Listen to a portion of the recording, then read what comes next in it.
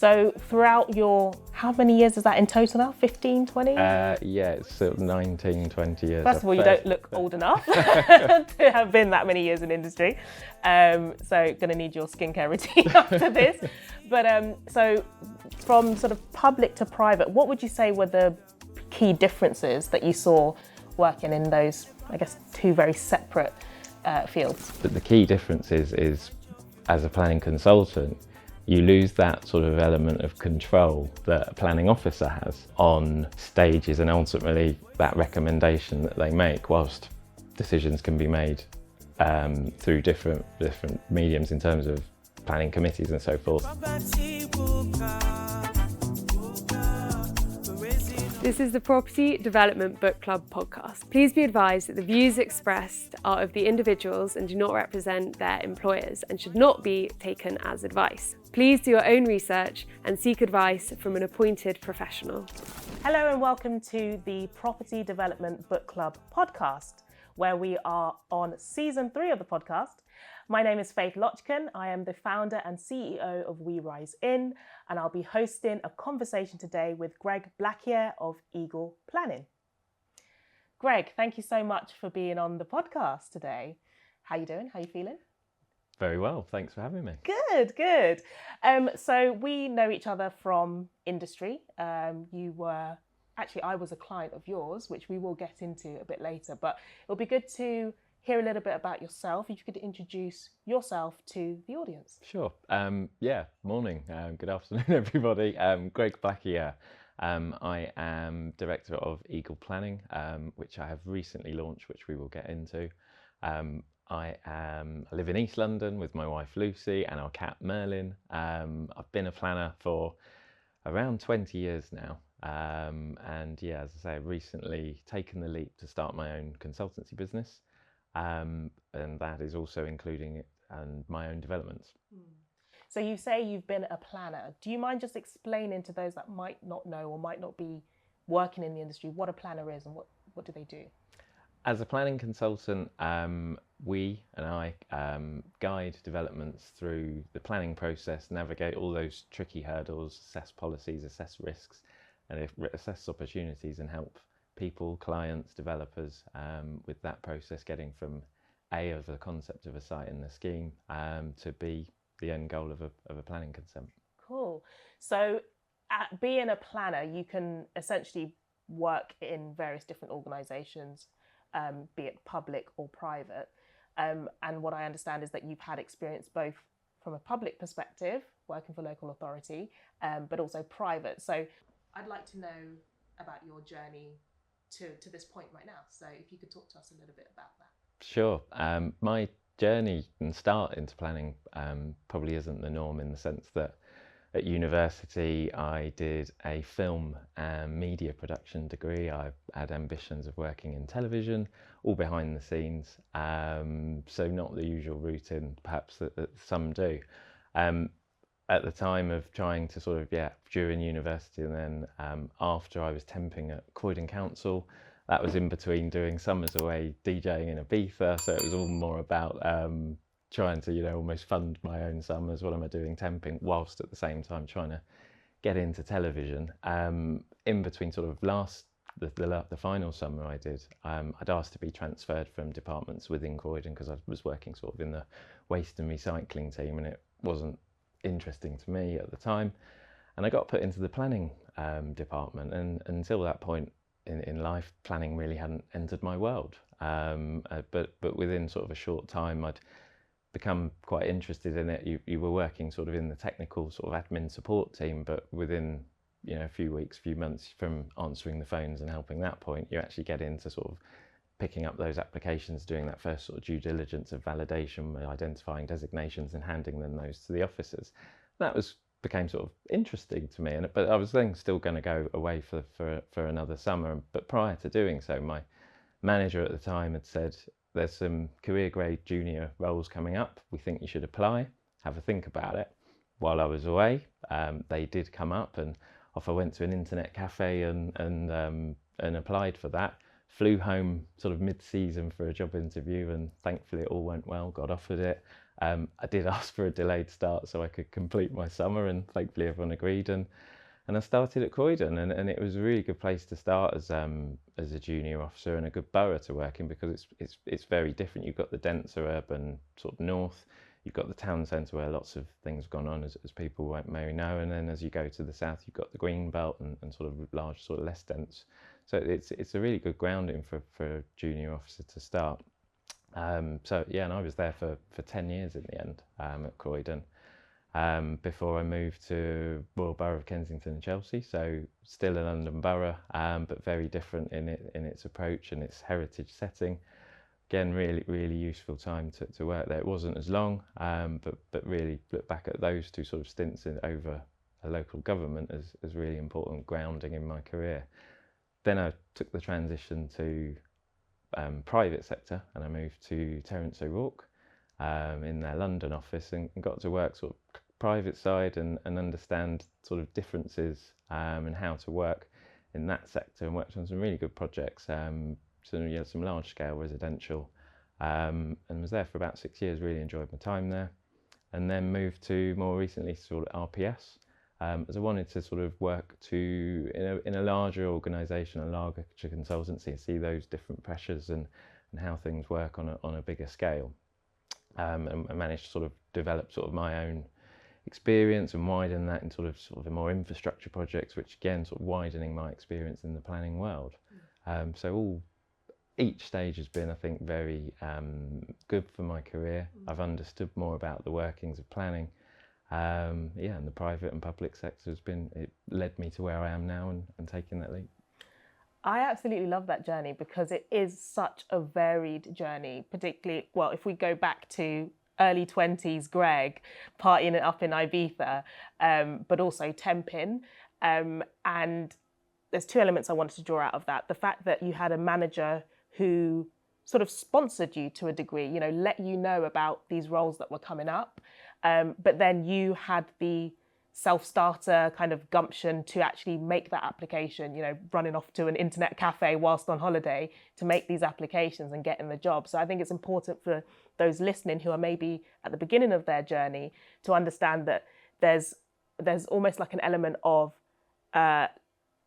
if we take luck as being kind of preparation meets opportunity, you had that preparation, that kind of from the temping perspective, but then once that opportunity came up, you took it. You didn't kind of just ignore it or just wait around, you kind of went for it. Absolutely. And realising at the time it's something I'm interested in that I hadn't even really known about before. I hadn't been exposed to that world, but taking that opportunity not to go down a different path and realise it's something I'm interested in, it's a really good opportunity. I'd be really silly not to do this. And thankfully, it's all worked out. So throughout how many years is that in total now? 15, 20? It's sort of 19, 20 years. First of all, you don't look old enough to have been that many years in industry. So going to need your skincare routine after this. But so from sort of public to private, what would you say were the key differences that you saw working in those, I guess, two very separate fields? Yeah, there are differences and there's real commonalities in planning when you're working both sides. The key differences, I think, are from wearing a planning officer hat to a planning consultant hat. You're still sort of working for the same goal in theory, to get this scheme that's in front of you. Let's shape it and guide it and corral who we need to, and draw on different skill sets of how we're going to get that planning consent granted. But the key difference is as a planning consultant, you lose that sort of element of control that a planning officer has on stages, and ultimately that recommendation that they make, whilst decisions can be made through different mediums in terms of planning committees and so forth, but the control that you have as a planning officer is something that you actually lose a bit on the side of being a planning consultant, that you're there to guide and shape as best as possible. But you ultimately, once it goes into the arena of the local authority, it's then sort of with the officers to deal with. And I think that's something that I did learn from moving from authorities to private practice is that I guess importance that case officers have, that perhaps you don't realise at the time how important you are as a professional, but also personal, how you deal with that throughout the whole process. And when you have a good case officer who is communicative, really proactive, trying to shape things, which I think I was, and that's where I am now on the consultancy side, it's really worth its weight in gold and really appreciated by the whole sort of project team on the other side. And I say sides and things, and it shouldn't be adversarial. We're all striving towards the same thing. Yeah. And where it all works together, you've got a good case officer and you've got a good planning consultant. As a planning consultant now, I think I know what I liked as a case officer. It wasn't someone ringing me up every 5 minutes saying when you're going to deal with my. It's giving that space, it's giving that respect, but it's being honest and open where you can have those frank conversations sometimes of how are we going to get this to a position of it being consensual. Yeah.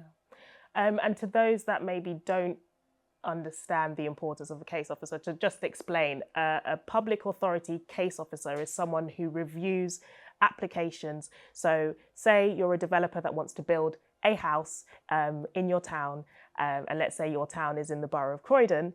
Once that application goes through, as a planning consultant, you might hire a planning consultant to help you form that application and put it in.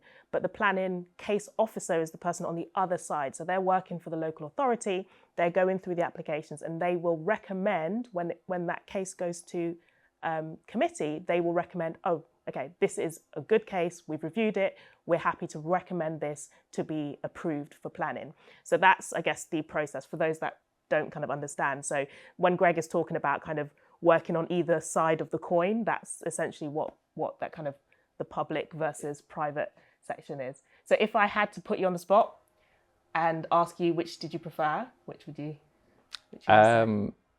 Consultant, because you learn more of the process of how it arrives before it's even in front of the case officers. Whilst it's always good to get engagement from the earliest point in that process, I think working in consultancy has opened my eyes to now almost leading to where I am now, of doing my own thing with a part developer hat on. But it's all been a real useful process. So we met when you were working on a particular project that I was working on. So I was the client, I was the developer, and the project was the Alma Estate, which is a large regeneration scheme in Enfield, North London.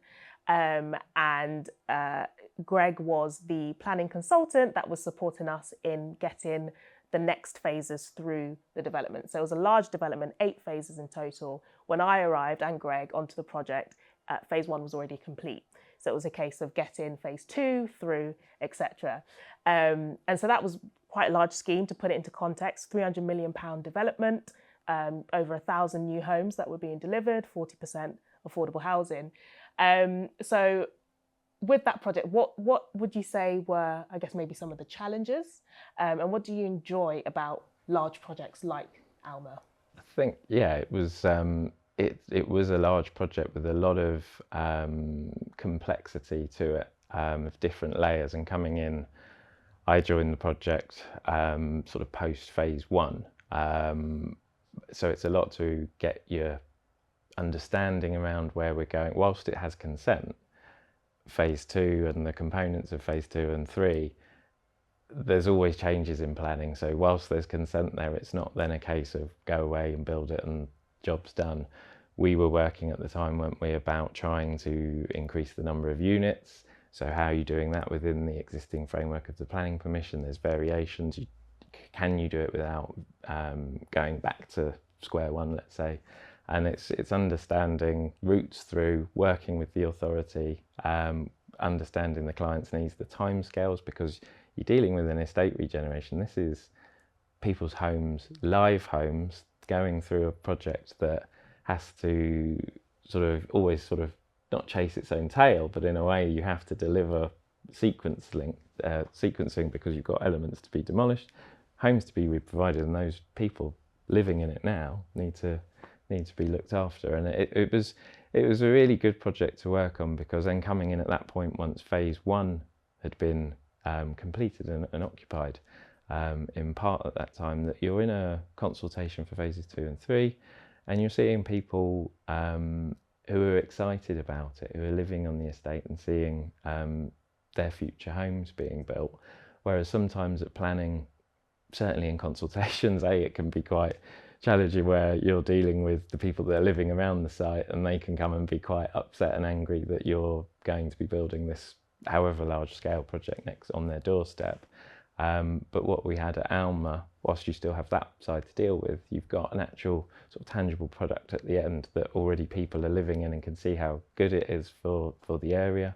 And you sort of see yourself sort of as the planning consultant, and those examples on sort of a project like that, you can see the end result already. Whereas sometimes you are so far removed from the process of how construction works, as planners, sometimes you work so hard to get planning and then you almost never see it again because you're onto something else and you're not required for that process. So yeah, it was a really good project to work on. And I think that's what I enjoyed so much about being a development manager on that project, was being able to go and really meet the people who were living there, particularly where we got the phase to a point where we designed designed the homes. We actually had a consultation period where residents would come and actually choose where they were going to live, and to see the excitement in their faces, to know that they're going to get a bigger home, maybe that it's new appliances, right, like literally right down to the kitchen appliances they were able to choose and select. And coming from a council home background, that was one of the main reasons why I wanted to go into development, particularly around building affordable homes, is to be able to have that kind of in-touch experience with those who are going into these new homes that you're building. And I wanted to say, actually, so when I moved so a little bit about my background, I started off as a commercial surveyor, so working in a consultancy, and then I moved to work what we call client side, so working for a developer. And that was my first ever development management experience. So the person that hired me took a chance on me because I'd never managed a development, much less a development of that size. One of the first people that I met was yourself. And I really appreciate, and you probably don't even remember this, but you said to me, hey, Faith, if you want, I'm happy to have a call with you and talk you through the scheme of Alma. And we spent like an hour, and you literally just downloaded so much information, and I was able to take so many notes. And that kind of gave me the confidence that I needed to go forward. So it was a great working relationship we had. So I say that to say, if there's anyone listening, any developers that are listening and are wondering why working with Greg at Eagle Planning is probably a cut above the rest, is because you really give that personable experience. So I really appreciate that. You're, I guess, one of the key people in my kind of career journey. Well, thank you, and that's good to know, and really appreciated to hear that, because I think you who were starting on what I had, whilst the client, you were my client, I had gone through that journey of being dropped into a very complex project with a lot of history that was halfway through, that you have to hit the ground running because something's coming up very quickly that you need to be leading. So to give you that view from a planner's perspective, and it wouldn't have covered all the things that you would have needed to know, but it's from a planning strategy point, hopefully it was helpful. No, it really was. And we were able to get the planning consent that we wanted. So let's talk about where you are now. So we've heard your career journey and how you've gotten to this stage. And you very recently, as 2 months ago, made the transition from employed to self-employed, and running your own business. So talk to us about the, I guess, process that you went through in making that decision. Why now? What led you to start now as opposed to maybe earlier? Yeah, I think I've needed the confidence to be able to make that jump. I think to have, call it 10 years in public sector, nearly 10 years in private sector, it feels a good stint in both fields. And it was, if I'm making then the next move, I had thought, at one point I go client side to do that part, but I've also had the desire always to do my own developments, and to give myself that strand to to my career, and then wanting to do it for myself at some point. And this feels the right time sort of in life, where I am at personally. It aligned with what I wanted to do professionally, and really feels, yeah, it's the right point. So Eagle Planning is the name of the business. What makes Eagle Planning different from other consultancy businesses?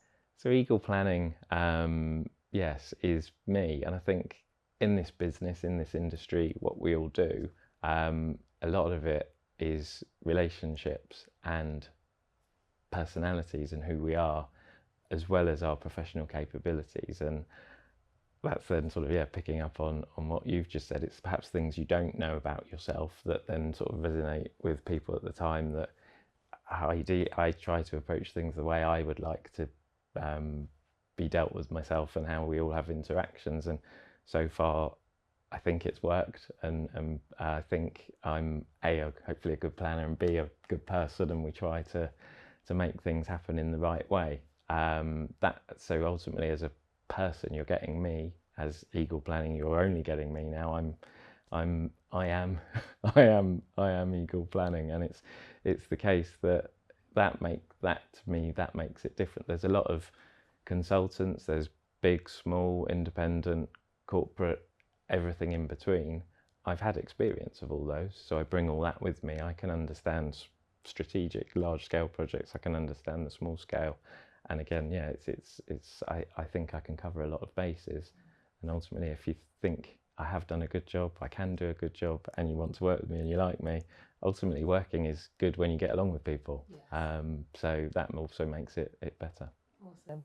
So planning as a sector and as an industry, I mean, there's lots going on. You know, we've recently had a new government come in as well, which usually brings in a lot of changes when it comes to sort of housing and housing delivery. What would you say are the threats and maybe opportunities that you see in the planning sector at the moment? Yeah, that's right. There is the new government is potentially making a lot of changes. Some bringing some old changes back, reversing that, which is positive. I think the main sort of headline of the new government and the noise is coming from them, and then ultimately feeding into the sector. There is a groundswell of positivity and momentum. The MPPF changes and the reintroduction of housing targets, the notion of the YIMBY movement, it all sounds positive for our industry. The proof, as ever, is in the pudding. Will that translate into decisions being made and development coming out the ground? Because that's also two different things of, yes, permission can be granted, but ultimately will still things get built through the general economics that we're in. But I think, and this is all sort of, I hope, in part of my timing of whether it's, you know, is luck in terms of timing of me starting my own consultancy, but there does seem a real sort of positivity around planning and development. So providing that, as I say, sort of translates into action and outcomes, that's where we need to be. And for sort of once, I think the first time I can ever recall, planning is sort of headline news in a positive light generally over the summer. I think it was a few years ago, there was an MP who said, we need to make planning sexy again. I don't think planning's ever been sexy, but it's good that it's in a positive light. And I do think sort of if there is an understanding at all levels across society that planning is a good thing, because it is, but it's so easy to get sort of the negative sides of it, and false accusations of corruption and, you know, planners are no good, whichever side you're in, and it's that doesn't help anyone. But I think there is a positivity. There's clearly going to be there's still risks, and I talk about sort of the economics. There's a autumn budget at the end of the month that may change perception of things, and it suddenly, you know, we talk about sort of capital gains tax and things like that. That might have a shift. We've still got a real sort of undelivery of housing. How are all these things going to be delivered? We've always got the elephant in the room of resources at local authorities, and now with additional parts of increased pressures on design, increased pressures on biodiversity, which again are good things as a global scale of these developments should be providing biodiversity value. These developments should be, call it better design. But ultimately, does that slow the process because there isn't a resource? And if there is a resource, are people skilled enough to sort of deliver the objective? And I think for anyone that's listening, particularly if you're a small developer and you're wondering, do I really need a planning consultant? Yes, you do. And that is basically the reason why, because someone like Greg understands the macroeconomic factors which are impacting the economy, but also development. And I think that's what people don't always appreciate when they're engaging with a planning consultant. So not only are you getting someone that's going to be like, okay, actually, you probably can't build that high because this council doesn't like properties that high, but what you're also getting is, understanding of, okay, with the new government, there are going to be new leaders to the borough, there's going to be new committee members. So there's a lot more nuance to it, and you kind of bring that understanding, which allows the developer to do what they do best, which is develop.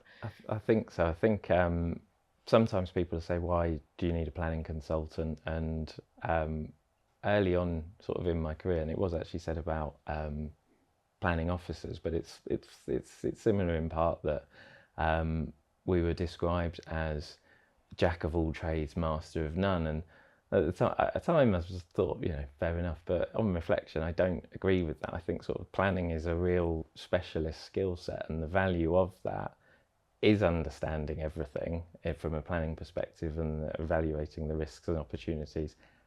No strategy is the same for each project. You have to know how the best route is, perhaps sometimes not the quickest route, and you're there to advise and guide. And yeah, I think we as planners and I as a planner can really help that.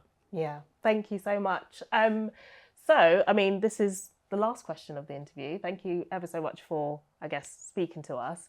Actually, before I ask you the last question, where can people find you if they want to engage with Eagle Planning? Indeed. People can find me at the website, which is www.eagleplanning.co.uk. I'm on Instagram as well at Eagle Planning. Please do get in touch if you're looking at a site. If you've got questions, I would hope I can quickly sort of get back to you with a very high level, quick response of red, green, amber, is this a goer? And I can give you a view. So please do, give us a call. Awesome. So we ask all of our guests this question, because we are named the Property Development Book Club, a podcast. We like to ask people, what is your favourite book? I thought when we were discussing this was probably the hardest question, but then I probably think probably should know this. I think it's a difficult one, because like with films and like with music, to pick a favourite is often depends what mood and where you are and what you want. I think the difference for me with books is, unlike films and movies, I don't tend to reread books, and whether I'm on a book club podcast and that's not the norm, perhaps that's something I should have thought about. But I did go to the bookshelf, and there is one that I do actually reread. And it's actually sort of a collection of small, short biographies of, it's called Portrait of an Icon by sports journalist Daniel Storey. And it's a short collection of biographies about footballers and football managers. And as a bit of a football nerd, I really like it. And I pick it up from time to time when that person is talks about in the news, or sometimes they've passed away, and it prompts me to go and read it. And it is a real sort of love letter to the game, I would call it, the way it's written. It's not just player X scored Y amount of goals. It's what makes that player special, the artistry about the game that I and lots of people do love. So if you are a football nerd, go and check it out. Thank you so much, Greg, and thank you to all of those who have listened in to our conversation today. As Greg has mentioned, you can reach him at Eagle Planning. I've been Faith Lochkin. Thank you for listening to the Property Development Book Club podcast. Building dreams we can in the privacy book club. blazing up the road.